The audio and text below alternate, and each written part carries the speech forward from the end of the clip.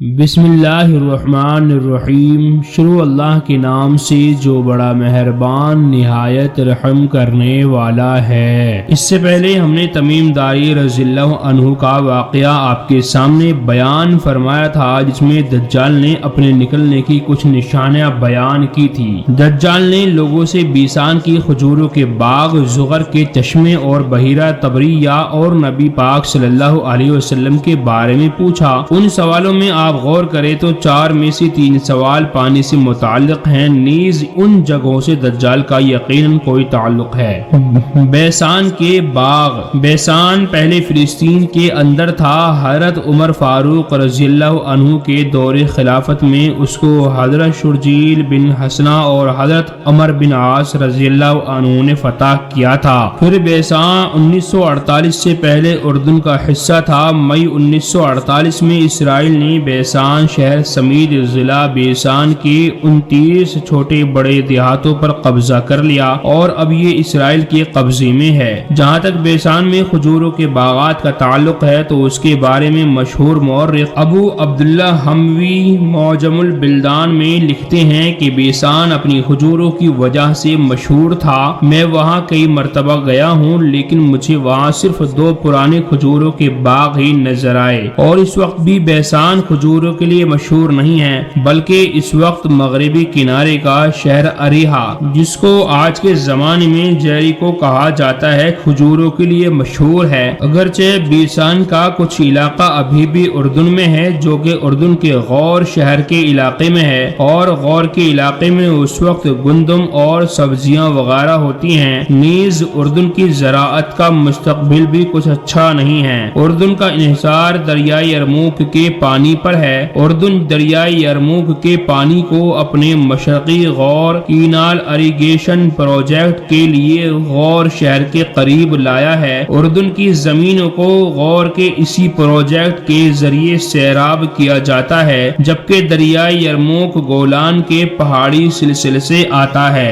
دجال کا دوسرا سوال بحیرہ طبریہ سے متعلق تھا۔ بحیرہ طبریہ پر بھی اس وقت اسرائیل کا قبضہ ہے۔ اس کو انگلش میں سی آف گلیل یا لیک آف تبریاس اور عبرانی میں یام کنرت کہتے ہیں۔ بحیرہ طبریہ کے ارد گرد 9 شہر آباد ہیں، جن میں ایک شہر طبریہ بھی ہے، جو یہودیوں کے 4 مقدس شہروں میں سے ایک ہے۔ یہ شہر ایک تاریخی پس منظر رکھتا ہے۔ سن 70 عیسوی میں جب رومی بادشاہ ٹائٹس نے بیت المقدس کو برباد کیا تو یہودی مذہبی پیشوا، جن کو ربی کہا جاتا ہے، طبریہ میں آ کر جمع ہوئے۔ یہاں یہودی مذہبی پیشواؤں کی ایک اعلیٰ سطحی عدالت بلائی گئی۔ آگے چل کر ان فیصلوں کی روح سے 3 اور 5ویں صدی عیسوی کے دوران یہودیوں کی مذہبی اور شہری قوانین کی کتاب تلمود مرتب کی گئی۔ 1200 عیسوی میں یہودیوں کو اپنے کالے کرتوتوں کی وجہ سے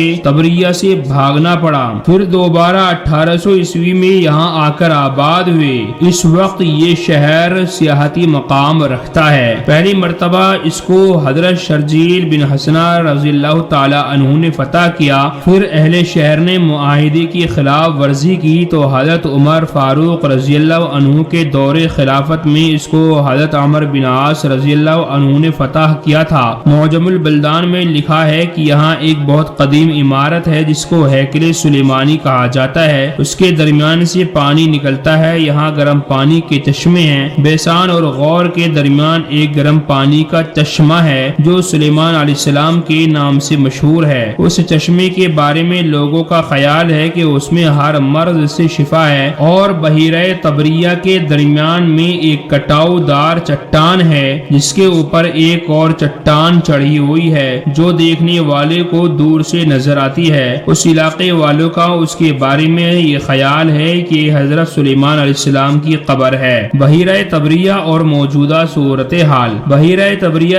شمال مشرق اسرائیل میں اردن کی سرحد کے قریب ہے۔ اس وقت بھی اس میں میٹھا پانی موجود ہے۔ اس وقت اس کی لمبائی شمال سے جنوب 23 کلومیٹر ہے۔ اس کی زیادہ سے زیادہ چوڑائی شمال کی جانب ہے جو 13 کلومیٹر ہے۔ اس کی انتہا گہرائی 157 فٹ ہے۔ اس کا کل رقبہ 166 مربع کلومیٹر ہے۔ اس وقت اس میں مختلف قسم کی مچھلیاں پائی جاتی ہیں۔ اس وقت بحیرہ تبریہ اسرائیل کے لیے میٹھے پانی کا سب سے بڑا ذریعہ ہے، جبکہ بحیرہ تبریہ کے پانی کا بڑا ذریعہ دریائے اردن ہے جو گولان کی پہاڑیوں کے سلسلے جبل شیخ سے آتا ہے۔ زغر کا چشمہ۔ دجال کا تیسرا سوال زغر کے چشمے کے بارے میں تھا۔ حضرت عبداللہ ابن عباس رضی اللہ عنہ فرماتے ہیں کہ جب اللہ تعالی نے قوم لوط کو ہلاک کرنے کا فیصلہ فرمایا تو حضرت لوط علیہ السلام کو سدوم کی بستی سے نکل جانے کا حکم دیا۔ چنانچہ حضرت سلیمان علیہ السلام اپنے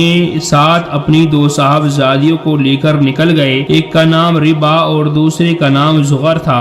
بڑی صاحبزادی کا انتقال ہوا تو اس کو ایک چشمے کے پاس دفنا دیا، لہذا اس چشمے کا نام عین ربا پڑ گیا۔ پھر دوسری بیٹی زغر کا انتقال ہوا تو اس کو بھی ایک چشمے کے قریب دفن کر دیا۔ اس طرح یہ چشمہ عین زغر کے نام سے مشہور ہوا۔ ابو عبداللہ حموی نے معجم البلدان میں عین زغر کو بحر مردار یعنی ڈیڈ سی اسرائیل کے مشرقی جانب بتایا ہے۔ بائبل کے مطابق قوم لوط پر عذاب کے بعد حضرت لوط علیہ السلام جس بستی میں گئے اس کو زور کہا گیا ہے، جو اس وقت بحر مردار کے مشرقی جانب اردن کے علاقے میں الصافی کے نام سے ہے۔